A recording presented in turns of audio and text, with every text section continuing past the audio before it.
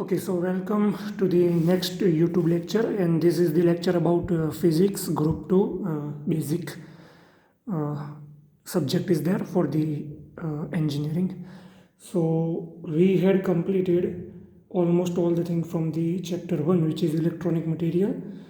All right, now this is the discussion about previous thing that you had already been gone through 12 physics, that is called classical theory of electric current માટેની જે classical theory છે એ થિયરીનું નામ છે free electron theory.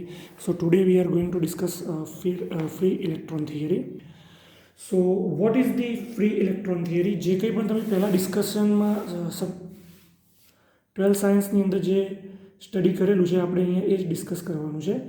એ theory એમ કહે છે કે good conductor of the electricity are the metals.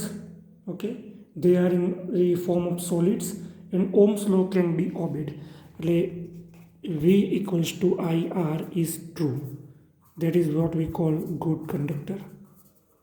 Okay, અને આ જે છે ઓમ્સ લો છે, ઓમ્સ લો એમાં ઓબે થાય છે, ઓમ્સ લોનું એની અંદર પાલન થાય છે, બરાબર. આફ્ટર ધેટ જે Thomson which discovered the electron, we know. Then one another scientist name which is Drude, and then another scientist or mathematician, we can say it's Lorentz. જે થોમ્સને ઇલેક્ટ્રોનની શોધ કરી એના પછી જે થોમ્સન, ડ્રુડ અને લોરેન્જ એ ત્રણે અમુક કાઇનેટિક એનર્જી જે છે ગેસીસની એ થિયરીનો એપ્રોચ કરી અને ઓમ્સ લો જે છે એને પ્રૂફ કરવાની કોશિશ કરી. હવે kinetic theory used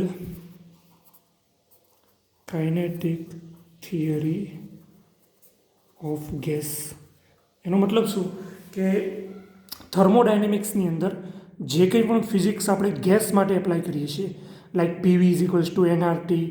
okay, gas જે છે તો એના માટે આ ફોર્મ્યુલા તમને ખબર હશે, that is PV is equals two NRT.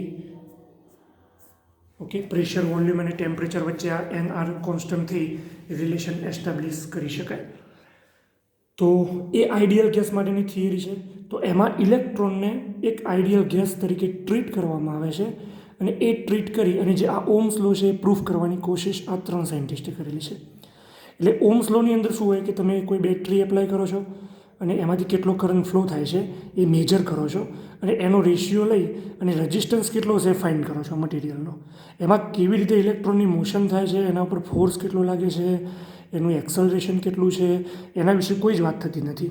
Okay, તો અહીંયા જે આ એપ્રોચ જે હવે છે કાઇનેટિક થિયરી ઓફ ગેસ એનો યુઝ કરવાનો છે. એટલે એમાં ગતિ ઉર્જા ગેસની અંદર મોલેક્યુલ્સની કેટલી છે, અણુઓની, એ બધામાં જે એપ્લિકેશન છે, જે ટાઈપના યુઝ છે, એ બધી યુઝનો ઉપયોગ ઇલેક્ટ્રોન માટે કરવાનો છે. That is the one approach by this three scientist. Okay, so based on that we call that classical theory. એના પછી Sommerfeld tried to remove the drawback of the classical theory by the quantum theory. એટલે એ પણ એક સાયન્ટિસ્ટનું નામ છે, Sommerfeld try to remove drawback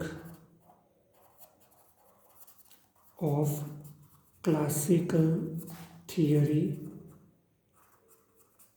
by quantum mechanics. અને બીજી વસ્તુ, આ જે થિયરી છે ને એ હકીકતમાં પહેલાં સ્ટડી કરવી પડે, એના પછી શરૂઆત થાય ક્વોન્ટમ મિકેનિક્સની. પણ આપણે શું કર્યું છે, આ theory at the end discuss કરીએ છીએ, બરાબર. એટલે જે જગ્યા ઉપર ઇલેક્ટ્રોન્સની અંદર ગેસ તરીકે એને ટ્રીટ કરીએ છીએ ઇલેક્ટ્રોનને, એ થિયરી જ્યાં ખોટી પડે છે ત્યાંથી ક્વોન્ટમ મિકેનિક્સ સ્ટાર્ટ થાય છે. અને ક્વોન્ટમ મિકેનિક્સથી આપણે શું ડિસ્કસ કર્યું તમને ખબર જ છે. એ બધી આખી આપણું ડિસ્કશન છે કે ઈકે ડાયાગ્રામ, બરાબર, પછી ક્રોનિક પેની મોડલ. ઓકે, આ બધી જ વસ્તુ એ ક્વોન્ટમ મિકેનિકલ ટ્રીટમેન્ટ હતી આ બધી, જેની અંદર ડેન્સિટી ઓફ સ્ટેટ્સ અને બધા કોન્સેપ્ટ આવ્યા, ઇફેક્ટિવ માસ, એ બધું આપણે કેલ્ક્યુલેટ કર્યું. એ બધું ક્યારે, જ્યારે આ થિયરી, આ હિસ્ટ્રી છે, હિસ્ટ્રી આપણે અત્યારે ડિસ્કસ કરી રહ્યા છીએ at the end of chapter. So keep this in your mind. તો ક્લાસિકલ મિકેનિક્સની અંદર જે પ્રોબ્લેમ હતા એ સમરફિલ્ડે ક્વોન્ટમ મિકેનિક્સનો ઉપયોગ કરીને એને ટ્રીટ કરવાની કોશિશ કરી અને એમાં band theory was applied to understand the behaviour of semiconductor and insulator. Semiconductor અને ઇન્સ્યુલેટરની અંદર જે કંઈ પણ એવી ખરાબ ખામી હતી એ બધી જ ખરાબ ખામીને બેન્ડ થિયરીથી ટ્રીટ કરવામાં આવી. અને બેન્ડ થિયરી એટલે આ જ થિયરી જેમાં આપણે એનર્જી બેન્ડની બધી વાત કરી છે. That is we can say it's a quantum mechanics band theory. તો ક્વોલિટેટિવલી ફ્રી ઇલેક્ટ્રોન થિયરી જે છે એ ફ્રી ઇલેક્ટ્રોન થિયરી શું કહી રહી છે કે according to free electron theory metal can be considered as to consist of the ion cores having nucleus and electrons other than the valence electrons. આનો મતલબ એ થાય ફોર ધી ક્લાસિકલ થિયરી ક્વોલિટેટિવલી કે માની લો કે તમારી પાસે એક મેટલનો આવો ટુકડો છે, બરાબર. This is the metal, let's સે ઇટ્સ અ કન્ડક્ટિંગ મેટલ. તો એની અંદર આવા ફિક્સ લેટાઇસ હોય, ધીઝ આર કોલ્ડ લેટાઇસ.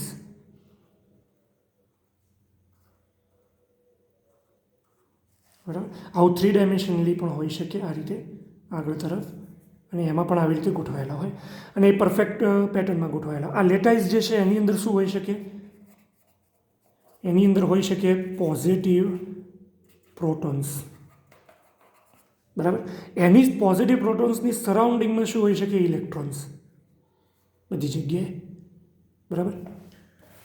તો એની અંદર એવું કન્સિડર કર્યું કે metal can be consist as ion cores having nucleus. એટલે આ જે લેટાઇસ છે, આ જે પોઝિટિવ પ્રોટોન્સ છે એને ન્યુક્લિયસ પણ કહેવાય. આપણે સ્ટ્રક્ચર ડિસ્કસ કરી જ ચૂક્યા છીએ. First compound molecule atoms nucleus. તો ન્યુક્લિયસ જે છે એ પરમાણુ કેન્દ્ર છે, આ એ છે અહીંયા, બરાબર. અને electrons having other than the valence electrons.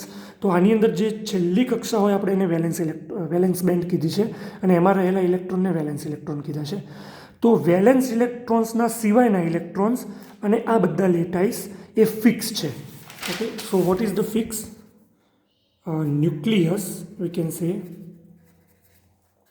And electrons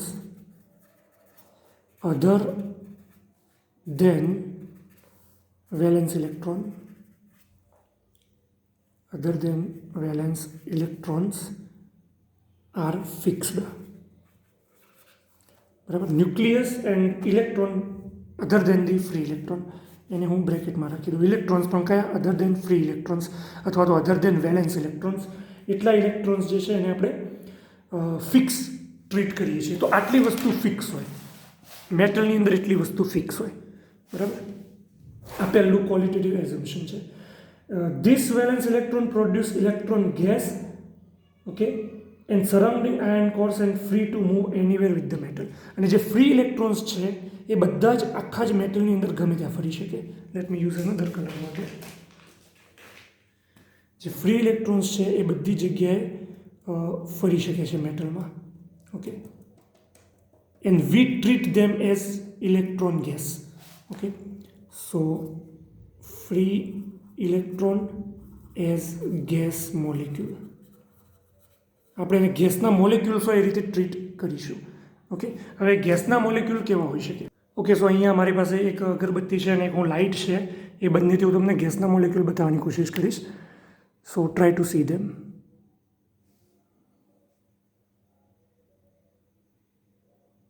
અહીંયા જે તમને દેખાય છે ધુમાડો, એ એકચ્યુઅલમાં number of lots of gas molecules છે.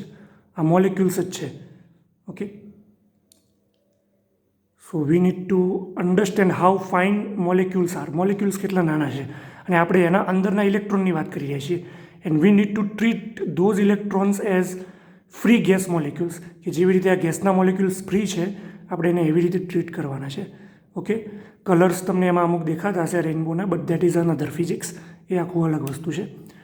But you can treat those electrons as a free gas molecule, okay. Alright. So અહીંયા જે રેડ કલર તમને દેખાય છે એ બધા જ ઇલેક્ટ્રોન ફ્રી ઇલેક્ટ્રોન છે, એવી રીતે તમારે એને ટ્રીટ કરવાના છે. આ એક સેકન્ડ એઝમ્પશન છે. Then valence electron of the atom can make the conduction. બરાબર છે. જે આ વેલેન્સ ઇલેક્ટ્રોન છે એ જ કન્ડક્શનમાં ભાગ ભજવે છે.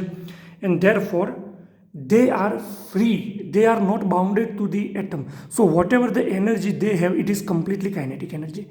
મેં તમને પહેલાં પણ કીધું હતું કે જ્યારે કોઈ વસ્તુ ફોર્સથી બંધાયેલી હોય તો એની સાથે સ્થિતિ ઉર્જા હોય, potential energy.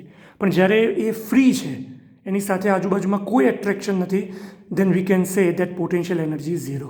And always total energy, that means mechanics energy, or we can say total energy is equals to kinetic energy plus potential energy.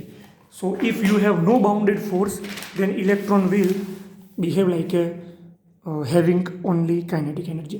So total energy is equals to kinetic energy plus potential energy.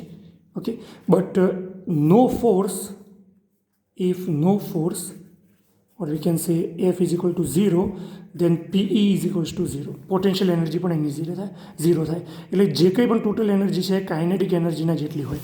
તો અહીંયા એ કોઈ એટમની સાથે, nucleus સાથે red electrons attract થતા નથી. મતલબ એની જોડે જે કંઈ પણ એનર્જી છે બધી કાઇનેટિક એનર્જી છે, એની જોડે potential energy plus kinetic energy નથી. આપણે એ વસ્તુ ખોટી પાડી દીધી ક્વોન્ટમ મિકેનિક્સમાં. કેવી રીતે? By using Kronig Penney model. હું તમને રિકોલ કરાવી દઉં એકદમ ઝડપથી. અહીંયા આ જો આપણે એની પોટેન્શિયલ બતાવ્યું હતું, આપણે એ પણ ડિસ્કસ કર્યું હતું કે ઇલેક્ટ્રોન જ્યારે મૂવમેન્ટ કરે છે તો એ વધારે attraction, free, then again attraction, then free, then again attraction, એવા એને જુદા જુદા ફોર્સ એક્સપિરિયન્સ થાય છે. અને ફોર્સ પિરિયોડિકલી ચેન્જ થાય છે. વાય? બિકોઝ બધા એટમ્સ પિરિયોડિકલી વ્યવસ્થિત ગોઠવાયેલા છે એટલા માટે. રાઈટ? એટલે અહીંયા ફ્રી ઇલેક્ટ્રોન થિયરીમાં એવું નહોતું. એમાં જે એનર્જી હતી એ બધી ઇલેક્ટ્રોનની ટોટલ એનર્જી હતી. આપણે એવું એને ટ્રીટ કર્યું હતું. Then another thing is electron within the metal is free and collision between the electrons similar to the molecules of the ideal gases. એટલે આમાં જે કંઈ પણ કલિઝન્સ થાય છે એ બધા ઇલેક્ટ્રોન વચ્ચે થાય છે, કારણ કે એટમ સાથે એટ્રેક્ટ થતા નથી ન્યુક્લિયસ સાથે. અને એમની વચ્ચે જે કલિઝન થાય છે અથવા તો રિપલ્જન થાય છે એ કમ્પ્લીટલી આઈડિયલ ગેસ જેવું છે. આઈડિયલ ગેસમાં પણ એવું હોય, એને તમે અમુક હદ સુધી કમ્પ્રેસ કરી શકો, પછી ના કમ્પ્રેસ કરી શકો. ઓકે, બિકોઝ એમની વચ્ચે મ્યુચ્યુઅલ રિપલ્જન થતું હોય. તો એ જ રીતે ઇલેક્ટ્રોનને પણ ટ્રીટ કરવામાં આવે છે, just like ideal gases. Okay okay so I think that's all complete. So based on that આપણી પાસે ફ્રી ઇલેક્ટ્રોન થિયરીના એઝમ્પશન છે. ફ્રી ઇલેક્ટ્રોન થિયરી એઝમ્પશન, કે ફ્રી ઇલેક્ટ્રોન થિયરી જે બનાવી છે તો એની અંદર એઝમ્પશન કેટલા હતા તો હું નંબર 1 બાય 1 ડિસ્કસ કરું છું. ઓકે, તો અહીંયા ફર્સ્ટ થિંગ છે કે all the metal contains free electron, that means valence electron. બધી જ મેટલ વેલેન્સ ઇલેક્ટ્રોન ધરાવે છે, that's true. Forming electron gas, એના લીધે ઇલેક્ટ્રોન ગેસ બને. આ ઇલેક્ટ્રોન ગેસ હવે તમારા માટે નવો શબ્દ હશે. ઇલેક્ટ્રોન ગેસ એવું કહેવામાં આવે એટલે એનો મતલબ કે મેટલની અંદરના વેલેન્સ ઇલેક્ટ્રોન કે જે ન્યુક્લિયસ સાથે એટ્રેક્ટ થતા નથી અને અંદર જ પોતપોતાની સાથે ખાલી રિપલ્જન અનુભવે છે, અને એ જે ગેસના મોલેક્યુલ બિહેવ કરે એવું જ બિહેવ કરે છે, આ ટાઈપના ઇલેક્ટ્રોનને ઇલેક્ટ્રોન ગેસ કહેવાય, અથવા ઇલેક્ટ્રોન ગેસ વાદળ એવું પણ કહેવાય. So you need to just remember this word, this is electron gas which is free to move through out the volume of metal. A volume જે છે મેટલનું એમાં ફ્રીલી મૂવમેન્ટ કરી શકે એ માટે કેપેબલ છે, વોલ્યુમમાંથી બહાર નીકળી શકવા માટે સક્ષમ નથી. They are not capable to leave the metal. એ મેટલનો જે ટુકડો છે એમાંથી બહાર ના નીકળી શકે, but they are free to wander around the all the piece of metal. મેટલનો જે પીસ છે એમાં એ બધે એ મૂવ કરી શકે છે.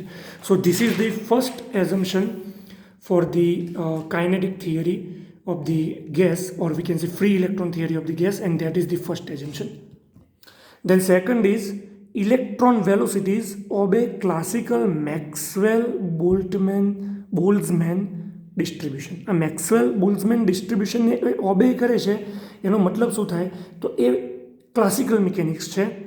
એ આઈડિયલ ગેસ માટેનો એક કર્વ છે જેની અંદર ગેસના મોલેક્યુલ્સ કેટલા નંબર ઓફ મોલેક્યુલ્સ કેટલી વેલોસિટી ઓબે કરે છે એને રિપ્રેઝન્ટ કરતો કર્વ છે.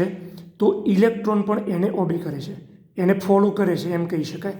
તો એ કર્વ જે છે એ કંઈક આ રીતે છે.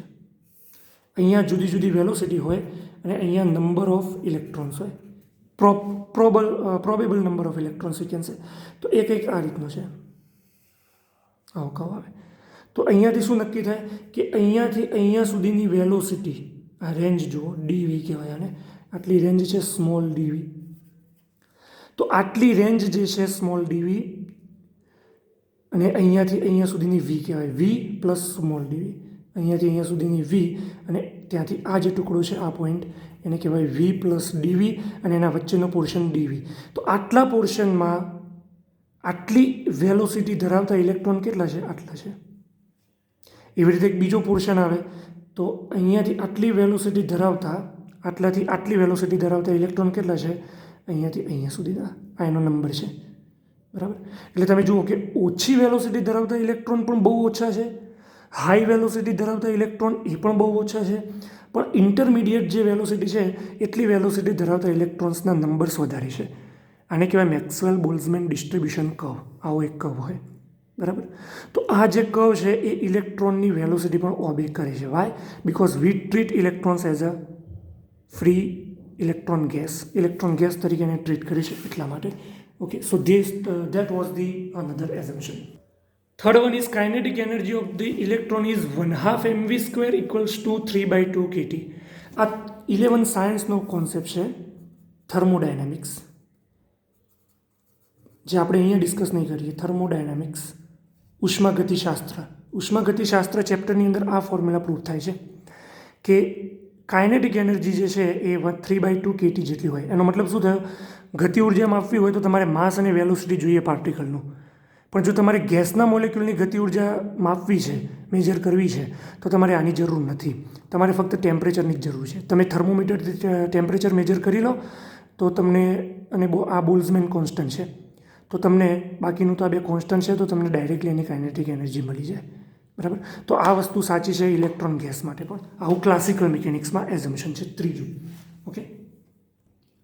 Than after fourth is if electric field is equal to 0, એનો મતલબ વોલ્ટેજ 0. આ મેટલનો ટુકડો છે તો એને કોઈ જગ્યા ઉપર આપણે બેટરી લગાવી નથી, એ એઝ ઇટ ઇઝ છે, તો એને એમ કહેવાય કે ઇલેક્ટ્રિક ફિલ્ડ એની અંદર 0 છે. ઓકે. જો એની અંદર ઇલેક્ટ્રિક ફિલ્ડ 0 હોય તો electron moves in random direction. True. Making collision with positive ions only. એટલે જે પોઝિટિવ આયન છે એની સાથે કલિઝન કરે, અથડાય, એટ્રેક્ટ થાય કે એવું નથી કરતા, પણ આ ફ્રી ઇલેક્ટ્રોન જે છે એની સાથે અથડાય છે, બસ. બરાબર. અને fifth is that free electron wander freely in metal without mutual interaction. Wander એટલે રખડવું, વિધાઉટ મ્યુચ્યુઅલ ઇન્ટરેક્શન એટલે અંદર કોઈ જાતનું ઇન્ટરેક્શન કરતા નથી. તો ફ્રી ઇલેક્ટ્રોન જે છે એ આપણે એવી જ રીતે એને ટ્રીટ કરી શકીએ કે એટલા બધા દૂર છે કે એ એકબીજાની સાથે કોઈ રિપલ્જન કરતા નથી. ધારો કે ગેસ છે તો એને કમ્પ્રેસ કરવામાં આવે વધારે તો એ એકબીજા સાથે રિએક્ટ કરે, અધરવાઇઝ એ રિએક્ટ ના કરે એકબીજા સાથે. સેમ ઇલેક્ટ્રોન પણ એકબીજાની સાથે રિએક્ટ કરતા નથી, રિપલ્જન કરતા નથી, એ ફ્રીલી અંદર ફર્યા કરે છે મેટલની અંદર. When E is not equal to 0, એટલે એનો મતલબ શું થયો? ઇલેક્ટ્રિક ફિલ્ડ 0 નથી, તો એનો મતલબ બેટરી એપ્લાય કરી છે, બેટરી કનેક્ટેડ છે, અહીંયા કોઈ બેટરી કનેક્ટ કરવામાં આવે તો ધેન ફ્રી ઇલેક્ટ્રોન એક્સલરેટ, એ પ્રવેગ કરવાનું સ્ટાર્ટ કરે. દે મૂવ, એ વેલોસિટી ગેઇન કરે છે એવું ના કહી શકાય, એ એક્સલરેટ થાય છે એમ કહી શકાય, બિકોઝ એની વેલોસિટી વધતી જાય. They move in opposite direction of the electric field maintaining their random motion. એટલે એમની જે કંઈ પણ રેન્ડમ મોશન હોય એની સાથે એ એક ડાયરેક્શનમાં એક્સલરેટ થાય છે. એટલે એનો મતલબ છે કંઈક આ રીતે કે માની લો કે આ મેટલનો પીસ છે ને તમે એના ઉપર ઇલેક્ટ્રિક ફિલ્ડ એપ્લાય કરી દીધું, 20 વોલ્ટની બેટરી છે અને એમાં ઇન્ટરનલ ઇલેક્ટ્રિક ફિલ્ડ આ રીતે આવશે, +2-. બરાબર. તો ઇલેક્ટ્રોન જે છે એની અંદર કોઈ આ ઇલેક્ટ્રોન, તો એ જે એની રેન્ડમ મોશન છે એ રેન્ડમ મોશનની સાથે જ આ ડાયરેક્શનમાં મૂવમેન્ટ કરશે અને અહીંયા આવશે.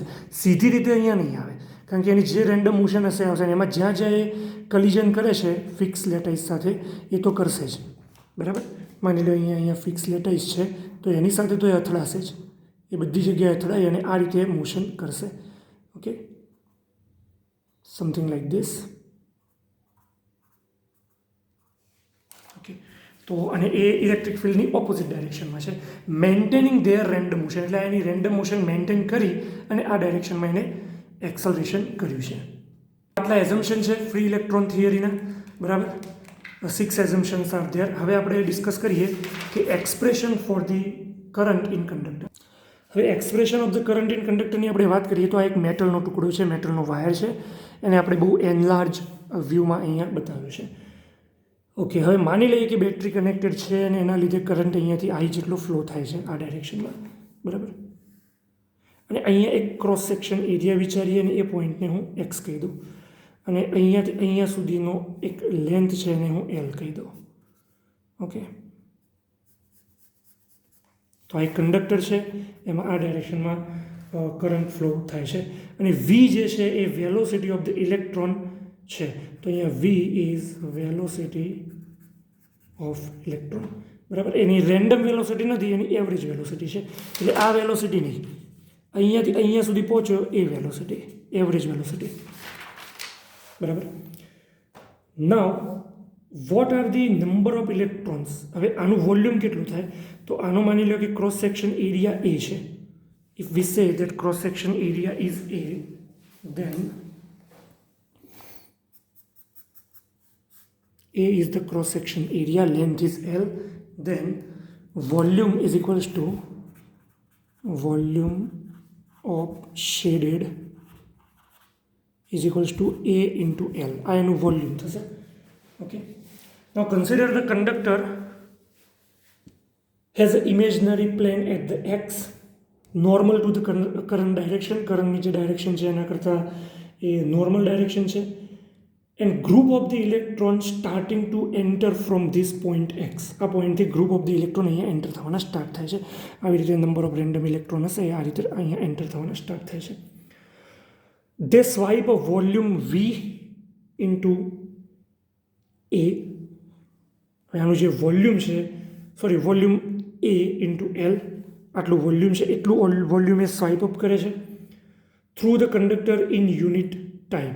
યુનિટ ટાઈમમાં એ એટલું વોલ્યુમ સ્વાઇપ અપ કરે છે. બટ જો આપણે યુનિટ ટાઈમમાં સ્વાઇપ થતું વોલ્યુમની વાત કરીએ, volume swipe by unit time, બરાબર.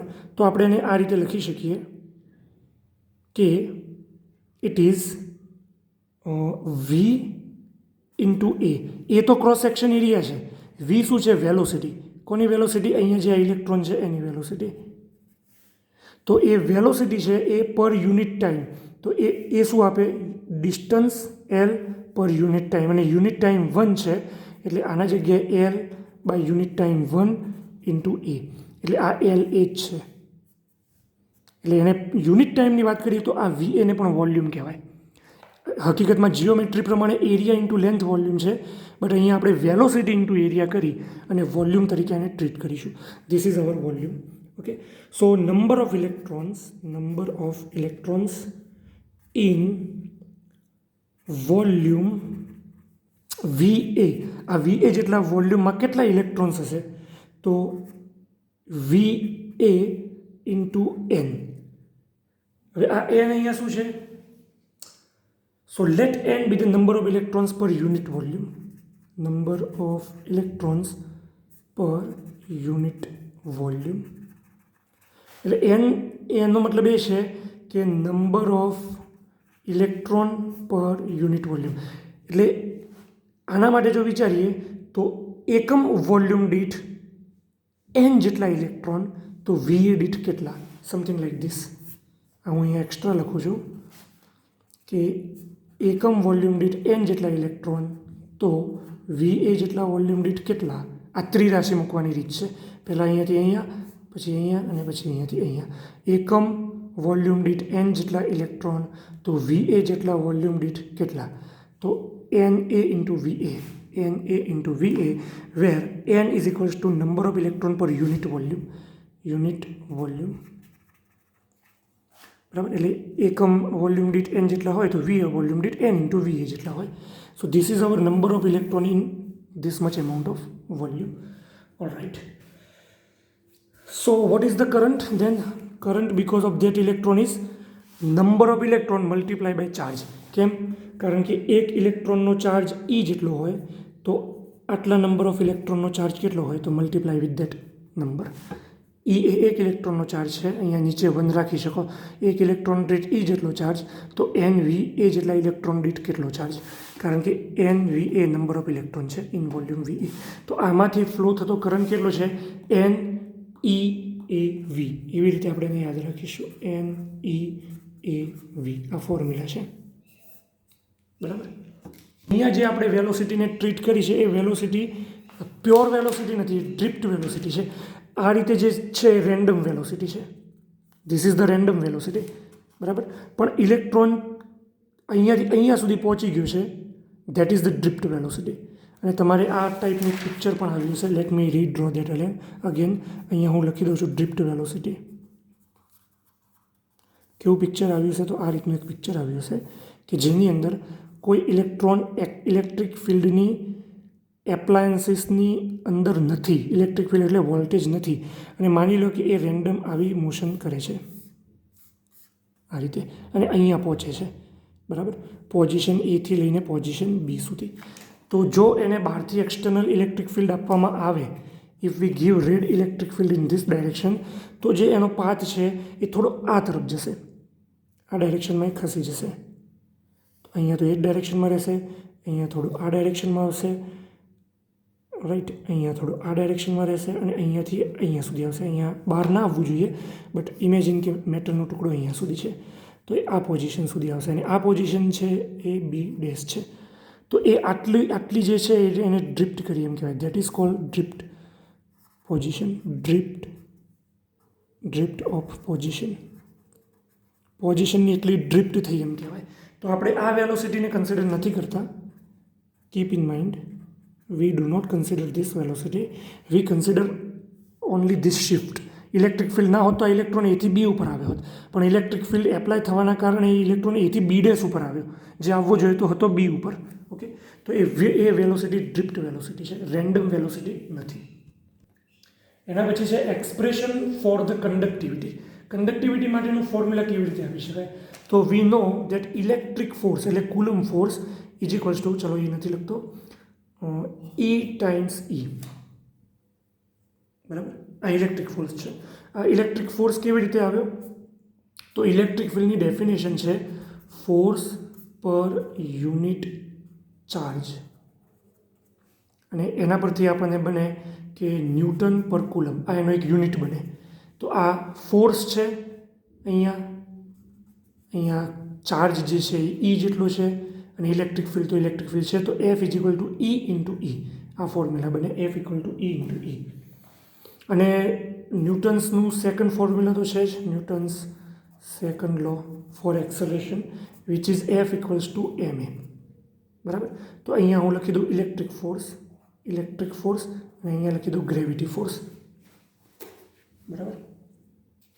અને એક્સલરેશનના જગ્યાએ આપણે આવું લખી શકીએ dv/dt, વેલોસિટીનું ટાઈમ વિશે ડેરિવેટિવ, બરાબર. તો અહીંયા ફોર્સ કોના દ્વારા લાગે છે, ઇલેક્ટ્રિક ફિલ્ડ દ્વારા. એક્સલરેશન થયું એ કોના દ્વારા થયું, ઇલેક્ટ્રિક ફિલ્ડ દ્વારા. એનું માસ ઇલેક્ટ્રોન્સનું બહુ ઓછું છે, પણ થોડું ઘણું તો છે જ. એટલે આપણે એક બાજુ આ ફોર્મ્યુલા લગાવીશું કે આ ફોર્સ ઇલેક્ટ્રિક ફિલ્ડનો, અને એક બાજુ આ ફોર્સ, બેને સરખાવી દઈશું કે એનું જે માસ હોય અને એને જે વેલોસિટી એચીવ કરી અમુક ટાઈમમાં, અને કોના જેટલી હોય તો એનો ચાર્જ, અને આપણે બહારથી જે ઇલેક્ટ્રિક ફિલ્ડ એપ્લાય કર્યું એના ઉપરથી. હવે તમને ખબર છે કે આવું હોય કે something like 1/x and dy/dx that is equals two y²x. તો આની અંદર, અથવા તો y²x², તો આની અંદર તમે શું કરી શકો, એક્સને એક બાજુ લઈ જઈએ અને ડીવાયને આ બાજુ રાખીએ, બરાબર. તો અહીંયા નીચે y² લાવી દઈએ, અને પછી આ બાજુ x², અને આ બાજુ x આવશે એટલે x³, અને આ dxને આ બાજુ લઈ જઈએ તો આ dx, બરાબર. અને પછી બે બાજુ સંકલન લગાવીએ તો આપણને આ 1/y² dy થયું, અને આ x³ dx થયું. આવી રીતે ડિફરન્શિયલ ઇક્વેશન હોય તો એનું સોલ્યુશન આ રીતે આપી શકાય. આવું તમે 12 મેથેમેટિક્સમાં શીખી ચૂક્યા છો. તો અહીંયા પણ આપણે કંઈક એ રીતનું જ કરીશું કે અહીંયા ડીવી છે ને અહીંયા ડીટી છે, તો એને સેપરેટ કરીશું. એને સેપરેશન ઓફ વેરિયેબલ કહેવાય, સેપરેશન ઓફ વેરિયેબલ. તો સેપરેશન ઓફ વેરિયેબલ ફોર્મ્યુલા લગાવીએ તો એક બાજુ હું રાખું છું ડીવીને અને બાકી બધું એક બાજુ લઈ જાઉં છું, તો અહીંયા બનશે e divided by M into dt. ડીવીને એઝ ઇટ ઇઝ રાખ્યું, ઈને પણ એઝ ઇટ ઇઝ રાખ્યું, એમને નીચે લાવી દીધો અને ડીટીને આ બાજુ લઈ ગયા. એમને નીચે લાવી દીધો, ડીટીને આ બાજુ લઈ ગયા. Okay, than after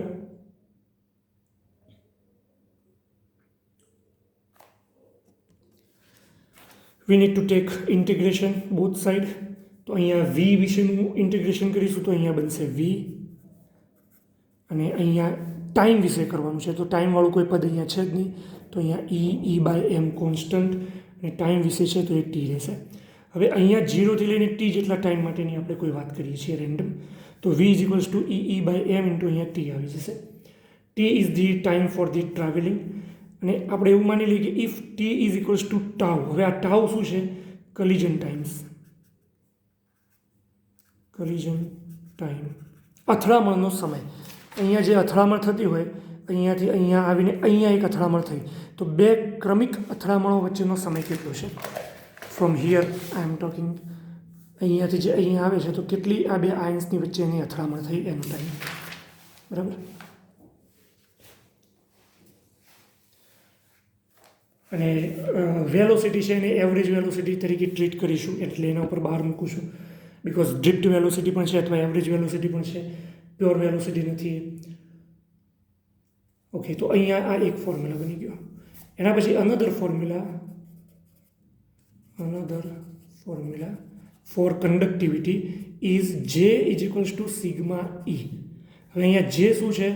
current density, વિદ્યુત પ્રવાહ ઘનતા. કન્ડક્ટિવિટી સુવાહકતા, અને આ શું છે? Electric field. એટલે એનો મતલબ શું થાય કે જે પ્રપોઝનલ ટુ ઈ, ઇલેક્ટ્રિક ફિલ્ડ જેટલું વધારે હોય એટલી કરંટ ડેન્સિટી વધારે હોય. આ કોન્સ્ટન્ટ છે ફોર પર્ટિક્યુલર મેટર. તો એના પરથી આપણે આવું લખી શકીએ કે સિગ્મા ઇઝ ઇક્વલ્સ ટુ જે ડિવાઇડેડ બાય ઈ, અને આના જગ્યાએ લખી શકીએ આઈ ડિવાઇડેડ બાય એ. ઈ તો હતો જ, જેના જગ્યાએ લખ્યો current per unit area. Current density એટલે કરંટ પર યુનિટ એરિયા. બરાબર. અને I is equals to N E A V D, તો ફોર્મ્યુલા આપણે પ્રૂફ કર્યું જ હતું, તો એ ફોર્મ્યુલા આમાં આપણે મૂકી દઈએ. તો સિગ્મા ઇઝ ઇક્વલ્સ ટુ આઈના જગ્યાએ N E A V D, અથવા તો અહીંયા હું એવરેજ વેલોસિટી લખું, ડ્રિફ્ટ વેલોસિટી અથવા average velocity, divided by A into E. A cancel, તો અહીંયા આવશે N E V divided by electric field. NEV divided by electric field. So sigma is equals to અહીંયાથી વીના જગ્યાએ આ મૂકીશું E/m ઇન્ટુ ટી. તો ટીના જગ્યાએ આપણે ટાઉ યુઝ કરીશું હવે કલિઝન ટાઈમ. તો અહીંયા NE/E એઝ ઇટ ઇઝ, અને આ વીના જગ્યાએ આ formula EE/m tau. Okay, again E will cancel and you will get NE²/m into tau. આ પણ એક વેલ નોન ફોર્મ્યુલા છે. તો એમાં આપણને એવું પ્રૂફ થાય છે કે sigma is proportional to tau only, કારણ કે એમાં n કોન્સ્ટન્ટ છે, નંબર ઇલેક્ટ્રોનનો ચાર્જ છે, માસ ઓફ ધ ઇલેક્ટ્રોન છે. તો આ ટાઉ શું છે? કલિઝન્સ, બે ક્રમિક કલિઝનની વાત છે. જો બે ક્રમિક અથડામણો થાય છે એના વચ્ચેનો ટાઈમ વધારે છે તો સમજી લેવાનું કે you will have a higher conductivity, બરાબર. અને જો એનો ટાઈમ ઓછો છે તો સમજી લેવાનું કે you will have low conductivity, બરાબર. તો ઓછો ટાઈમ લાગે છે અને વધારે ટાઈમ લાગે છે એના પરથી આ નક્કી થાય. ફોર એક્ઝામ્પલ, અહીંયાથી આ એટમમાં એકદમ ઝડપથી અથડાઈ જાય છે તો એનો મતલબ કે એ આ ડાયરેક્શનમાં આગળ નહીં વધી શકે, એની અંદર કલિઝન્સ વધારે છે.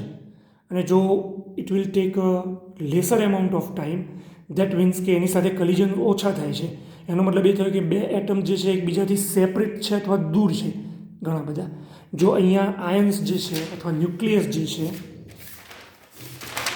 એ બધા ઘણા બધા વધારે નજીક નજીક ગોઠવાયેલા હશે, ઓકે, તો એમાં કલિઝનનો ટાઈમ ઓછો થશે. અહીંયાથી જો ઇલેક્ટ્રોન છૂટશે એવો તરત બીજા સાથે અથડાશે, એટલે ટાઈમ ઓછો થઈ ગયો કલિઝનનો, તો એની કંડક્ટિવિટી ઓછી છે.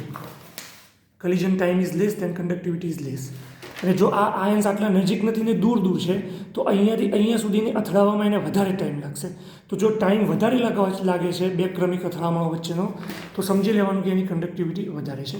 So this is the final conclusion for the conductivity, that it is proportional to tau. હવે એક તો છે ટેમ્પરેચર ઉપરથી ફોર્મ્યુલા કે 3/2 કે ટી, અહીંયા બી લખું છું એ બોલ્ઝમેન કોન્સ્ટન્ટ છે, that is equals two 1/2 mv², અને અહીંયા TH લખું છું એ થર્મલ વેલોસિટી છે, કારણ કે હવે આપણે થર્મોડાયનેમિક્સની વાત કરીએ. થર્મલ વેલોસિટી અને આ બોલ્ઝમેન કોન્સ્ટન્ટ.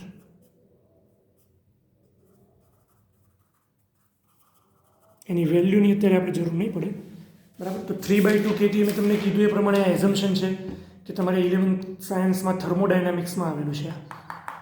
અને આ વેલોસિટી છે એ થર્મલ વેલોસિટી છે, કારણ કે ગેસના મોલિક્યુલ્સની વાત કરીએ તો, બરાબર. તો એના પરથી આપણે આવું પ્રૂફ કરી શકીએ કે V(TH) ઇઝ ઇક્વલ્સ ટુ, આને અહીંયાથી કેન્સલ કરી દઈશું, 2 to get will કેન્સલ, બરાબર. અહીંયાથી 3 as it is, KBT as it is. અહીંયા આ ટેમ્પરેચર છે, બાય ધ વે હવે આ ટાઈમ નથી, ધીસ ઇઝ ટેમ્પરેચર. 3 KBT, આ એમને અહીંયા લાવી દઈએ એમ, અને પછી આ સ્ક્વેર હતું તો સ્ક્વેર રૂટ લઈ લઈએ, તો આવું બનશે. તો આના પરથી એવું કન્ક્લુઝન નીકળે કે VTH is proportional to under root temperature. જેવું ટેમ્પરેચર છે એના સ્ક્વેર રૂટ પ્રમાણે વેલોસિટી ફ્લો કરે છે. આ થર્મોડાયનેમિક્સની વાત છે, બરાબર. એના પછી એવું પણ કહી શકાય કે મીન કલિઝન ટાઈમ, અથડામણ વચ્ચેનો ટાઉ ગેસ માટે, ઇઝ પ્રપોઝનલ ટુ 1/VTH. અને આ જે છે એ ફોર્મ્યુલા હું તમને જણાવી દઉં છું, એ પણ પ્રૂફનું ફોર્મ્યુલા છે, અને એ હું તમને અહીંયા આપું છું. T mean is equals to volume divided by 4π√2r² Vn. Volume, numbers of molecules, 4π√2r A radius છે એની. યુનિવર્સિટી ફિઝિક્સ આપણી બુક છે, એમાં 604 નંબરના પેજ ઉપર આ ફોર્મ્યુલા પ્રૂફ થાય છે. તમારા 11 સાયન્સનું ફોર્મ્યુલા છે આપણા 11 ફિઝિક્સ. અને આમાં બાકીનું બધું કોન્સ્ટન્ટ છે, બરાબર. Only it is proportional two 1/V. એટલે અહીંયા આપણે એ યુઝ કર્યું છે કે થર્મલ વેલોસિટીના વ્યસ્ત પ્રમાણમાં છે, રેસિપ્રોકલમાં. કોણ? Time T. અને આ VTH છે એ તો √T પ્રપોઝનલમાં જ છે, તો હું એની જગ્યાએ આ રીતે લખી શકું, √T. તો એનો મતલબ કે mean collision time is proportional to under root temperature, એવું પ્રૂફ કરી શકાય. And from that previous equation we have sigma is proportional to tau. Sigma તો ટાઉના પ્રપોઝનલમાં હતો જ, તો હવે ફાઇનલ આપણે એવું કહી શકીએ કે સિગ્મા પ્રપોઝનલ ટુ ટાઉ અને ટાઉ ઇઝ પ્રપોઝનલ ટુ 1/ટેમ્પરેચર. So we can say sigma proportional to 1/√² temperature. એટલે આ એક ક્લાસિકલ એપ્રોચ છે કે જેથી આપણે એ સમજવાની કોશિશ કરીએ છીએ કે સેમ ટેમ્પરેચર ઉપર ઓહ્મ્સ લો ઓબે થાય છે, દેટ્સ ક્વાઇટ ઓકે, પણ ટેમ્પરેચર બદલાવાથી રેઝિસ્ટિવિટી બદલાય છે, બરાબર. તો એ ટેમ્પરેચર બદલાવાથી રેઝિસ્ટિવિટી અથવા કંડક્ટિવિટી, કારણ કે કંડક્ટિવિટીનું રેસિપ્રોકલ રેઝિસ્ટિવિટી હોય, તો એ કેવી રીતે બદલાય છે? તો એ √² ટેમ્પરેચર પ્રમાણે. અને આ બધા માટે આપણે કોની હેલ્પ લીધી? થર્મોડાયનામિક્સની. થર્મોડાયનામિક્સમાં કોનું રેફરન્સ લીધું? Gas molecules, free ideal gas molecules. અને ઇલેક્ટ્રોનને આપણે ગેસ તરીકે ટ્રીટ કર્યા, ગેસ પાર્ટિકલ હોય એ રીતે ટ્રીટ કર્યા. અને જો એ રીતે ટ્રીટ કરીએ તો કંડક્ટિવિટી આવી બને, બરાબર. હવે આપણે આગળ એ પણ જોઈશું કે આ પ્રેક્ટિકલી ખોટું પડે છે, આ જે છે એ પણ પ્રેક્ટિકલી ખોટું પડે છે, દેટ વી વિલ સી. તો હવે આપણે ડિસ્કસ કરીએ થર્મલ કંડક્ટિવિટી. તો થર્મલ કંડક્ટિવિટીને કેથી રિપ્રેઝન્ટ કરવામાં આવે? ઇટ્સ ડિનોટેડ વિથ કે, બરાબર. એટલે હવે બોલ્ઝમેન કોન્સ્ટન્ટ આવશે ત્યાં આપણે KB રિપ્રેઝન્ટ કરીશું, કારણ કે આપણે થર્મલ કંડક્ટિવિટીથી મિક્સઅપ ના થઈ જાય એ બંને નોટેશન્સ. તો એ આ રીતે આપવામાં આવે છે, KB Boltzmann constant, number of electrons, velocity, lambda એટલે mean free path divided by 2. Okay, velocity of molecule, અને આ છે મીન ફ્રી પાથ. અને મીન ફ્રી પાથ એટલે બે સક્સેસિવ કલિઝન થાય એના વચ્ચેનો પાથ. તો એમાં કેવું બનતું હોય કે ઘણીવાર આ જે ઇલેક્ટ્રોન છે અથવા ગેસનો મોલિક્યુલ છે એ આ રીતે ગતિ કરીને અહીંયા અથડાતો હોય, પછી બીજી વખતે અહીંયાથી ગતિ કરીને આટલામાં અથડાતો હોય, પછી ત્રીજી વખતે ગતિ કરીને અહીંયા ક્યાંક અથડાતો હોય. તો એક લેન્થ આટલી હતી, એક લેન્થ આટલી હતી, અને એક લેન્થ આટલી હતી. તો આટલી 3 લેન્થનું એડિશન કરીને 3 વડે ડિવાઈડ કરીએ તો જે એવરેજ લેન્થ મળે એને મીન ફ્રી પાથ કહેવાય. એટલી લેન્થ માટે આપણો પાર્ટિકલ્સ ફ્રી રહે છે, ક્યાંય અથડાતો નથી. એનો મતલબ એવો થાય મીન ફ્રી પાથ. ઓકે. અને આ ફોર્મ્યુલા માટે હું તમને યુટ્યુબની એક લિંક આપીશ. આ પણ 11th ફિઝિક્સ છે. This is also 11th physics, thermodynamics. બરાબર. પણ હું તમને એક 14 મિનિટનો વિડીયો આપીશ, એમાંથી તમારે આ સ્ટડી કરવું. બિકોઝ આપણે આ થિયરી માટે આને એક્સેપ્ટ કરવાનું છે. એટલે if you are curious to know that where does this formula came from, then you can take help of that video. Okay, I will give the link in our Canvas classroom. બરાબર. તો હવે આ છે thermal conductivity છે, આ electrical conductivity છે. તો આ બંનેનો રેશિયો લઈએ તો આપણને એ ખબર પડે કે હીટ કેટલા દરથી પસાર થાય છે અને કરંટ કેટલા દરથી એટલે કે કેટલા રેટથી પસાર થાય છે. સો take the ratio of both. It is K divided by sigma 1/2 kb n v lambda. આ K છે, K. અને સિગ્મા શું છે? Ne square by tau. Ne square by tau is a sigma. તો અહીંયા હું લખીશ Ne square tau, sorry, Ne square tau by m, not sigma. Sigma is equals to Ne square tau by m. n will get cancelled and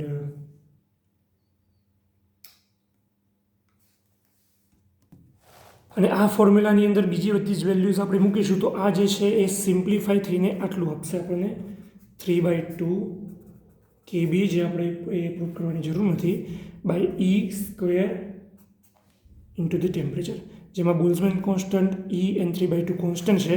so you can say this is proportional to K by sigma proportional to T.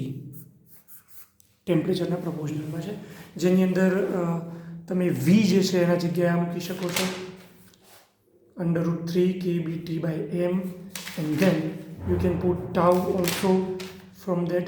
VTH is inversely proportional to tau. Okay, A formula જે હતું એ આ હતું, this one. અને એ બધા જ constant એની અંદર મૂકી અને છેલ્લે you can prove this that K by sigma is proportional to T. અથવા તો એમ પણ કહી શકાય કે અને આ બાજુ લાવી દઈએ તો K by sigma T is equals to constant. એ કોન્સ્ટન્ટ રહેવું જોઈએ, આવું રહેવું જોઈએ. ઓકે. અને આ ટાઈપનો જે લો છે એને કહેવામાં આવે છે વાઇડમેન ફ્રેન્ચ લો. વાઇડમેન, બે સાયન્ટિસ્ટનું નામ છે, ફ્રેન્ચ લો. બરાબર. એ લોકોએ મહેનત કરી છે, આપણે એમનું જસ્ટ ડિસ્ક્રિપ્શન જોઈ લઈએ છીએ આવી રીતે. તો success of free electron theory આપણે જ્યાં ડિસ્કસ કરી, જે ઓલ્ડ થિયરી છે, એની સક્સેસ કેટલી છે? તો યુઝડ ટુ ડિરાઈવ ઓહ્મ્સ લો. એનાથી ઓહ્મ્સ લો વ્યવસ્થિત રીતે ડિરાઈવ થઈ શકે, V = IR. એટલે એના રિઝલ્ટ્સ પરફેક્ટ મેચ થાય છે પ્રેક્ટિકલ સાથે. Electrical and thermal conductivity of the metal can B explained. બરાબર. વિદ્યુત સુવાહકતા અને ઉષ્મા સુવાહકતા. ઉષ્માનું કેવી રીતે વહન થાય છે અને વિદ્યુતનું કેવી રીતે વહન થાય છે. How does electrical conductivity happen, how does thermal conductivity can happen, એ આના પરથી એક્સપ્લેન કરી શકાય છે. આપણે ઇલેક્ટ્રોનને ગેસ તરીકે ટ્રીટ કરીએ તો gas molecule. Wiedemann Franz law can be derived, here it is. એટલે એ લો બીજી રીતે પણ ડિરાઈવ થાય છે, આપણે અહીંયા એને આ રીતે પ્રૂફ કર્યો છે એટલે એ ડિરાઈવ થાય છે. Optical properties can also B explain. Optical properties એટલે કે જે ઇલેક્ટ્રિસિટી લાઇટ ઉત્પન્ન કરે છે એ કેટલા ટેમ્પરેચરે ઉત્પન્ન થાય છે. માની લો કે અમુક ટેમ્પરેચર પછી એનો રેડ કલર ઓબ્જેક્ટનો આવે, બરાબર છે, પછી યલો આવે, પછી ધીરે ધીરે વાયોલેટ આવે, પછી ધીરે ધીરે આગળ જાઓ એટલે વ્હાઇટ કલર બને. તો કેટલા ટેમ્પરેચર ઉપર કેટલું કલરનું લાઇટ એ બહાર ફેંકે છે એની બધી પ્રોપર્ટીઝ પણ આના પરથી એક્સપ્લેન કરી શકાય છે. હવે કઈ જગ્યા ઉપર આ થિયરી ફેલ થાય છે એ જોઈએ. ઓકે, તો failure of the free electron theory, it does not explain why crystals are metallic. Crystal જે છે એ પદાર્થ છે જે મોસ્ટલી અવાહક હોય છે અને મેટલ નથી હોતા. Some are the conductor and some are the insulator. But એ મેટલ કેમ બને છે? Why they behave like a metal? તો એનું ઇલેક્ટ્રોન સ્ટ્રક્ચર છે જેના લીધે બિહેવ કરે છે કે they are behave like a metal or they are metal actually. તો એ આ થિયરી ઉપરથી ખબર નથી પડતી. It does not explain why metals prefer only certain structures. મેટલના અમુક સ્ટ્રક્ચર હોય, તમે એને જોયું હશે કે એના એટમ્સ છે સમચતુષ્ફલકી આકારે ગોઠવાય, પછી એક ઉપર હોય એક નીચે હોય, આ રીતે ગોઠવાય, બરાબર. તો આવું કેમ બને છે? કેમ અમુક જ આકાર બને છે? એ આના પરથી પ્રિફર નથી થતું. મેટલની અંદર તમે જોજો ફિક્સ આટલા જ આકાર છે અમુક, જે તમને કેમેસ્ટ્રીમાં જોવા મળશે ટેબલમાં. પછી it does not explain temperature dependence conductivity. Experimentally આપણે એવું પ્રૂફ કર્યું કે it proportional to 1/√T, but experimentally એ આવું આવે છે 1/T. એટલે અહીંયા એ થિયરી ખોટી પડે છે. પછી બીજી વસ્તુ એ કે K/σT કોન્સ્ટન્ટ છે. અહીંયા K/σT is equals to constant આપણે પ્રૂફ કર્યું, પણ હકીકતમાં એટ લો ટેમ્પરેચર એ નથી. At low temperature it is false. At low temperature એ ફોલો નથી થતું. પછી સ્પેસિફિક હીટ જે છે, સ્પેસિફિક હીટ, આ બધા થર્મોડાયનામિક્સના વર્ડ છે. You should have to recall this. For fix volume, V એટલે ફિક્સ વોલ્યુમ, સીપી આવે તો ફિક્સ પ્રેશર, એના માટેની સ્પેસિફિક હીટ છે એ 3/2R જેટલી આવે છે, બરાબર, થિયોરિટિકલી. અને પ્રેક્ટિકલી એ કેટલી આવે છે? તો પ્રેક્ટિકલી 10⁻⁴ ટેમ્પરેચર ઉપર ડિપેન્ડન્સ નથી ને ટેમ્પરેચર પર ડિપેન્ડન્સ છે. એટલે એ બેમાં ઘણો બધો ફરક છે પ્રેક્ટિકલ વેલ્યુ અને થિયોરિટિકલ વેલ્યુમાં. અને આ બહુ જ વધારે ડિફરન્સ કહેવાય. ક્યાં? અહીંયા 10⁻⁴ કહેવાય. વિચારો તો આ 10⁻⁴ કહેવાય અહીંયા, કારણ કે 1 છે, અને અહીંયા 10⁻⁴ with temperature. Okay, so there is a big difference. This is the big difference.